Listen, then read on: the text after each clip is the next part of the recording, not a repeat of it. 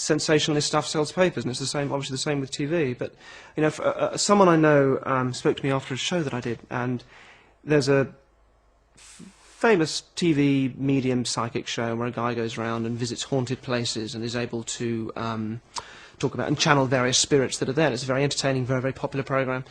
And normally they often go to pubs and hotels and places like that that are supposedly haunted. And this one pub had a story of a murder and a ghost that was behind it. And everybody knew it, everyone in the town knew it, it was famous for it.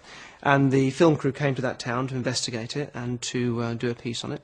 The production crew all knew about the story, so for the medium to find out about it was no challenge at all. I mean, the fact that he could come up with the details of a murder and a ghost was no challenge at all, because he would have known that, anybody could have told him, because it was general knowledge, popular knowledge in the area. So he goes on the show and he channels these spirits and talks about the murder and comes out with all these details, and it might look impressive if you didn't realise that he had access to that information. But what this person told me, when he spoke to me after the show, was that the pub owner had made up the story about the murder and the ghost just to create a bit of colour around the pub, and you know, so he wasn't impressed at all. And you can't help but think, those people making that show, they know it's rubbish. They know, yes. But it's a popular show, so yes. you know.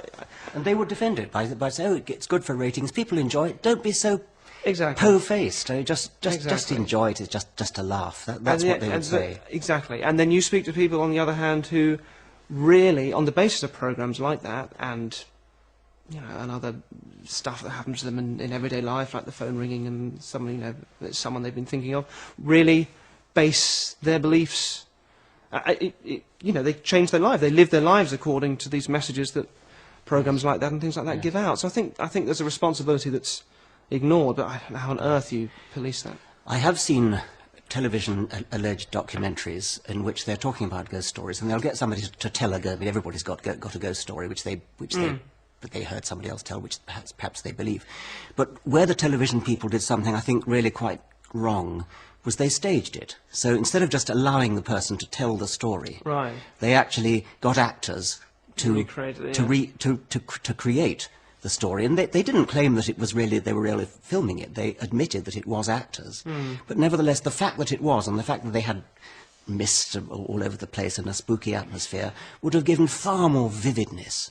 People claiming to meet each other in dreams when they were asleep. Right. And so the three men went to sleep, having agreed to meet in a certain place. And the television company actually staged a meeting with sort of mist swirling around and things. And then they said, well, of course, this didn't actually happen, but nevertheless, they put the idea in into your head. By making it visual, it's much easier to believe in a psychic or a spiritualist, because what they're saying they're doing is quite easy for us to sort of grasp. We can make simple images, vivid images in our minds of what that involves, or what a ghost is, or what a psychic phenomenon is. It's much easier for us to visualise that and see that than the more complex